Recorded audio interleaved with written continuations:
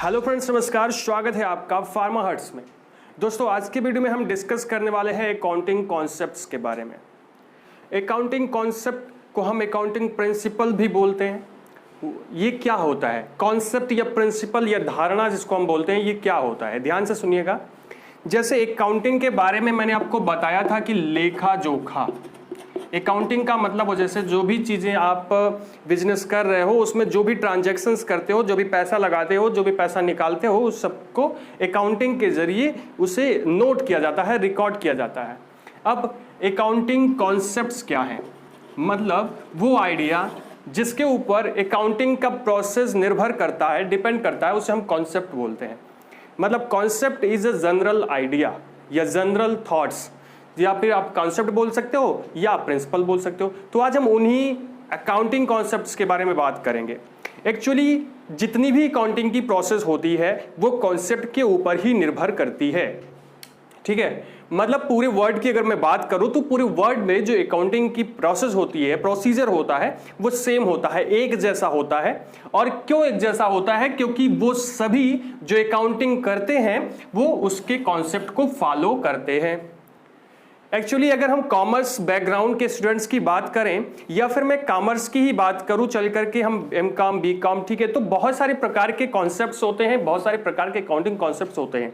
But because हम D pharma students हैं और हमें बहुत ज़्यादा डिटेल नहीं करना है, जैसा कि हमारी बुक्स में भी बहुत ज़्यादा डिटेल्स नहीं दिया गया है, तो हम आपके लिए केवल कुछ मेन कॉन्सेप्ट्स लेकर के आए हैं। मैं 5 या 6 कॉन्सेप्ट की बात करूंगा जो कि आपके लिए बहुत ज़्यादा इंपॉर्टेंट है।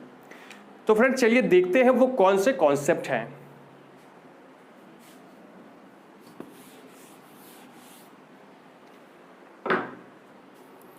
तो फ्रेंड्स, सबसे पहला जो कॉन्सेप्ट है वो है सेपरेट एंटाइटी या एंटिटी कॉन्सेप्ट, ठीक है। अब सेपरेट एंटिटी कॉन्सेप्ट क्या होता है? सेपरेट मतलब अलग, एंटिटी मतलब पहचान, कॉन्सेप्ट मतलब धारणा। अकाउंटिंग के इस कॉन्सेप्ट के अनुसार हमें यह पता लगता है, मतलब ये कॉन्सेप्ट ये कहता है कि किसी भी, जब भी हम अकाउंटिंग, जब भी हम कोई रिकॉर्ड कर रहे हैं कोई भी अकाउंट, तो उस समय जो आपका बिजनेस है, जो आपका फर्म है,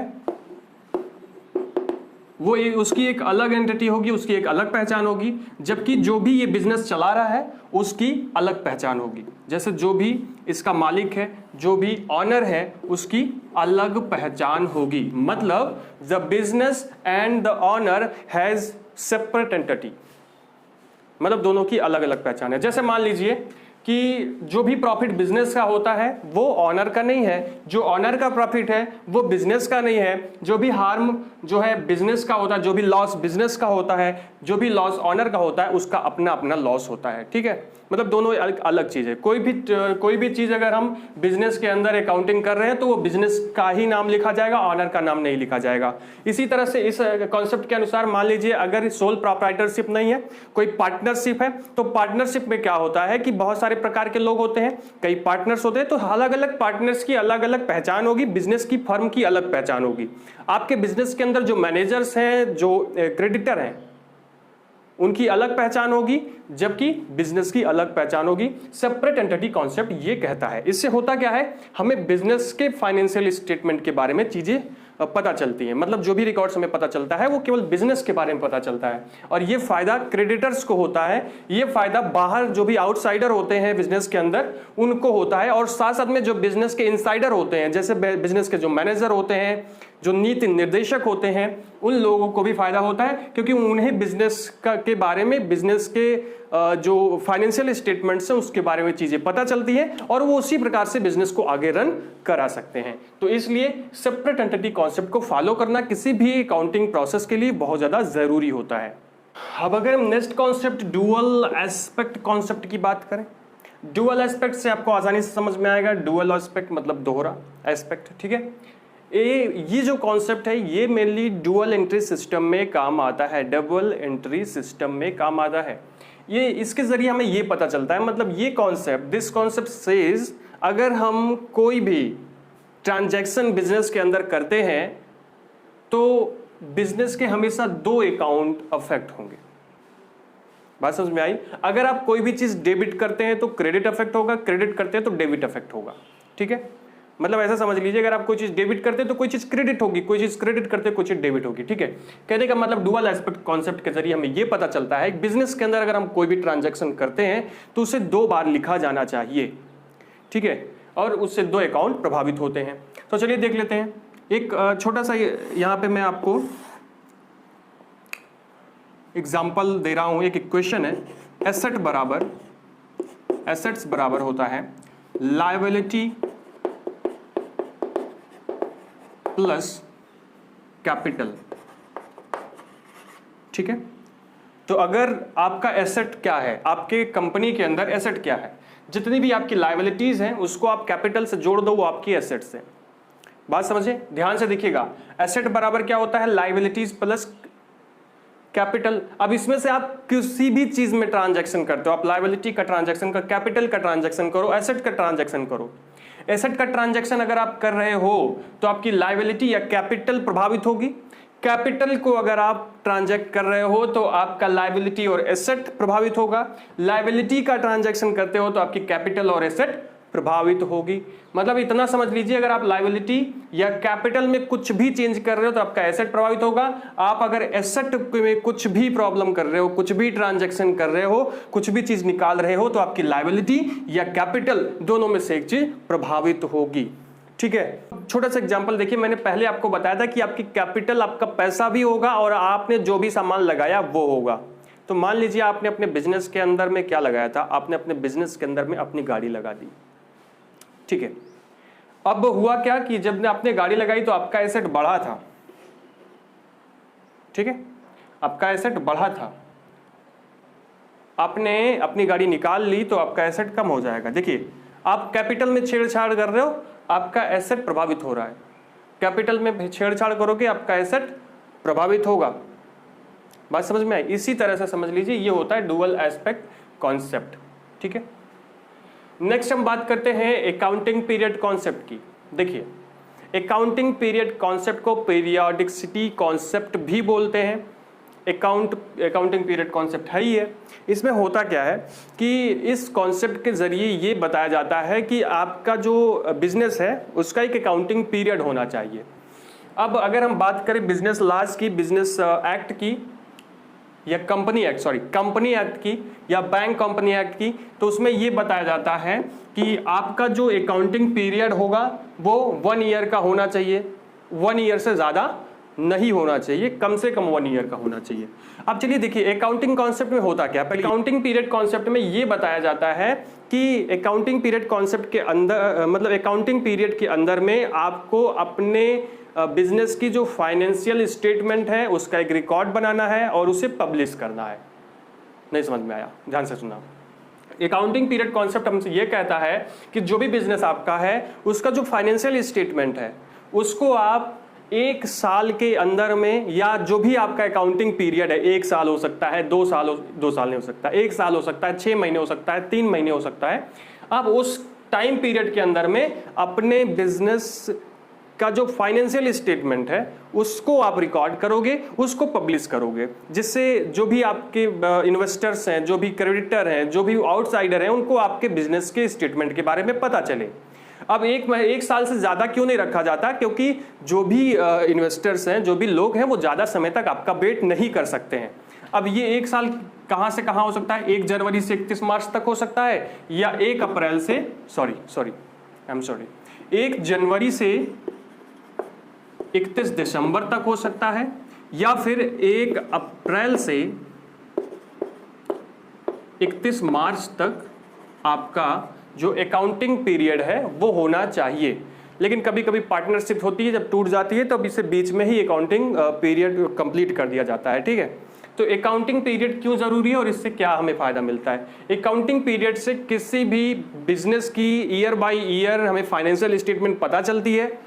दूसरी चीज हम कह सकते हैं, इससे लोगों को बिजनेस के बारे में पता चलता है और वो अपना हाथ आजमा सकते हैं, वो बिजनेस में इन्वेस्ट कर सकते हैं अगर आपकी फाइनेंशियल स्टेटमेंट अच्छी है, आपकी फाइनेंशियल कंडीशन अच्छी है।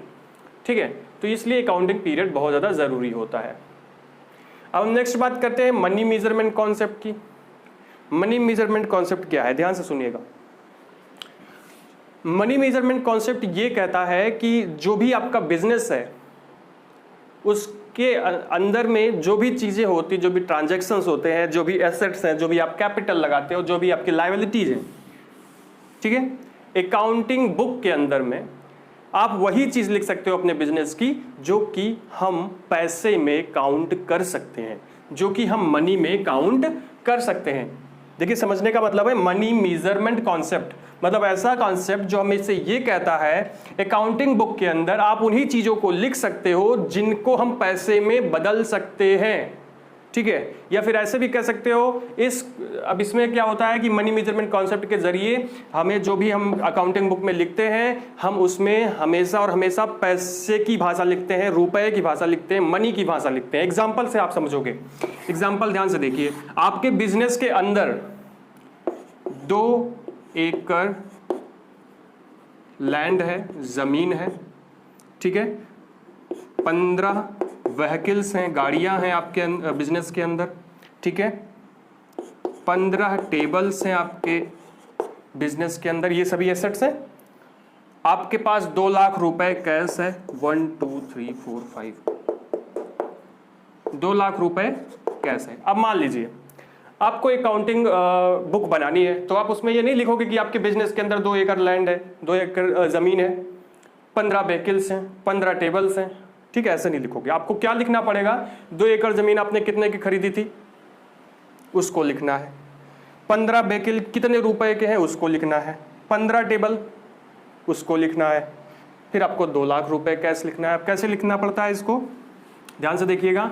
2 एकड़ जमीन मान लो, मैं मान लेता हूँ 12 लाख की है एक अमाउंट, ठीक है, 12 लाख की, 2 3 4 5, ठीक है, क्या है, लैंड, ठीक, 15 व्हीकल्स हैं, मान लीजिए 60 लाख की हैं, मतलब 4 लाख की हो गई ना, 60 लाख की है, ये 6 लाख हो गया। 60 लाख की क्या है आपकी व्हीकल्स हैं, ये आपका पैसे में यहाँ पे रुपया लिखना पड़ेगा, ठीक है। इसी तरह से टेबल, मतलब सबका आप अमाउंट लिखोगे, सबका पैसे में नंबर में क्या लिखोगे आप, पैसा लिखोगे, जो भी आपका मनी है। मतलब मनी मेजरमेंट कॉन्सेप्ट ये कहता है आप आके बिजनेस के अंदर जो भी चीज़ें हैं आप उसे मनी में मेजर करके लिखोगे, ठीक है। ये हो गया आपका money measurement concept, okay. Next देखिएगा, अगला आपका कॉस्ट कॉन्सेप्ट। देखो, कॉस्ट कॉन्सेप्ट हमारे लिए बहुत अच्छा है, बिजनेस के लिए कॉस्ट कॉन्सेप्ट बहुत अच्छा है। देखिए, बहुत ध्यान से सुनिएगा, कॉस्ट कॉन्सेप्ट में ये चीज़ें आती हैं कि जब भी आप कोई बिजनेस चला रहे हो तो बिजनेस के अंदर जो अकाउंटिंग बुक आप बनाते हो, उस अकाउंटिंग बुक के अंदर अगर आप कोई भी चीज़ देखिए, कोई भी चीज़ आपने अपने बिजनेस के लिए खरीदा तो आपके पास ये हक होता है कि आप मार्केट प्राइस नहीं लिखेंगे। आपका उसमें जितना पैसा लगा, आप सारा पैसा कॉस्ट कॉन्सेप्ट के जरिए आप उसे किस में लिखोगे, अकाउंटिंग बुक में लिखोगे।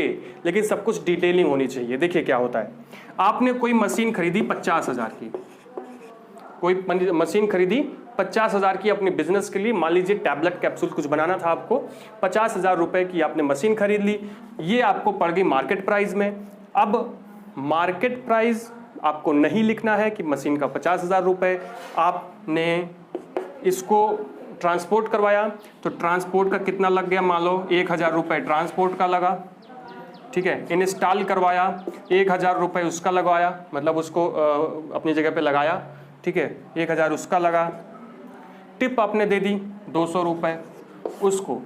तो अभी क्या हुआ कि आपका जो आपने जो खरीदा वो कितने की पड़ी मशीन, ध्यान से देखिएगा कितने की पड़ी,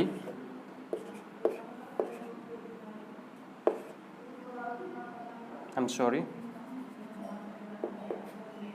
देखिए 51,200 रुपये, 50,000 की आपने मशीन खरीदी थी, लेकिन ये कितने पड़ी, 51,200 रुपए की पड़ी।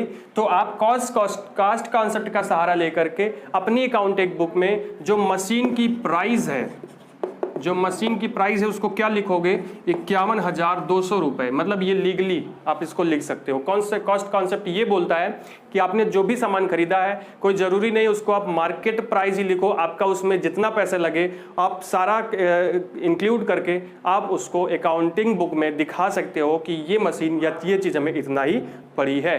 बस इतना याद रखिएगा, जब भी आप नई अकाउंटिंग बुक बना रहे हो तो जब आपके पास पुरानी कोई ज़मीन थी या पुराना कोई सामान था, मान लीजिए आप 12 लाख का खरीदे हो, आज वो 50 लाख का हो गया है, तो आपको अकाउंटिंग बुक में उसे 50 लाख का नहीं दिखाना होता है, आपको हमेशा उसे वही प्राइस आप दिखाओगे जो आपने पहले खरीदा था। कॉस्ट कॉन्सेप्ट ये भी कहता है कि जो भी आपके पास सामान है, आज भले आप उसे 10 साल पहले सस्ते में खरीदे हो, आज वो महंगा हो गया हो, लेकिन आज आपको उसी सस्ते दाम में उसको दिखाना है जिस दाम में आपने उसको खरीदा था, जिस रेट में आपने उसको खरीदा था। ठीक है, ये हो गया आपका 5 कॉन्सेप्ट। अब नेक्स्ट कॉन्सेप्ट की बात करते हैं, गोइंग कंसर्न कॉन्सेप्ट। देखिए, गोइंग कंसेप्ट मतलब चलते जाओ चलते जाओ। गोइंग कंसर्न कॉन्सेप्ट का मतलब होता है चलते जाओ। कोई भी बिजनेस जब शुरू किया जाता है तो बिजनेस शुरू करने वाला कभी भी ये नहीं सोचता है कि हमें बिजनेस को बंद करना है। वो हमेशा क्या सोचता है, उसका बिजनेस आगे चलता रहेगा चलता रहेगा, चाहे वो मर भी जाए, उसके बच्चे चलाएंगे, बच्चे नहीं चलाएंगे तो कोई और चलाएगा, लेकिन तभी तक जब तक वो अपने बिजनेस को बेचे ना। तो गोइंग कंसर्न कॉन्सेप्ट ये कहता है कि कोई भी बिजनेस जब स्टैंड होता है तो वो बंद होने के लिए नहीं, वो आगे बढ़ने के लिए स्टैंड होता है। भले ही उसकी ऑफस्प्रिंग आगे उसे बढ़ाए या फिर अदर पार्टीज उसे आगे बढ़ाएं। और गोइंग कंसर्न कॉन्सेप्ट के जरिए ही आप जैसे जब भी अकाउंटिंग बनाते हो, जैसे मान लीजिए आपकी कंपनी घाटे में जा रही है, आपकी कंपनी बंद होने के कगार पे, फिर भी अकाउंटिंग की जाती है, लेकिन वहां पे कौन सा नियम लगता है, कौन सा कॉन्सेप्ट ज़्यादा लगता है, गोइंग कंसर्न कॉन्सेप्ट। भले ही आपका बिजनेस खराब हो रहा हो, आपका बिजनेस सही से नहीं चल रहा है, फिर भी अकाउंटिंग की जाती है और वो गोइंग कंसर्न कॉन्सेप्ट के जरिए की जाती है, तो उस पर कोई फालतू का नियम थोप नहीं सकता है। ठीक है, आप उसमें बता सकते हो कि इस कॉन्सेप्ट के जरिए हम अकाउंटिंग कर रहे हैं, क्योंकि बिजनेस जो होता है वो बंद होने के लिए नहीं शुरू किया जाता। तो ठीक है दोस्तों, ये रहा कुछ अकाउंटिंग का कॉन्सेप्ट, जो कि 5-6 कॉन्सेप्ट जो मैंने आपको बताया, जो कि बहुत ज़्यादा इंपॉर्टेंट है। बाकी हम नेक्स्ट वीडियो में फिर से मिलेंगे और दूसरे टॉपिक के साथ। तब तक के लिए फ्रेंड्स नमस्कार।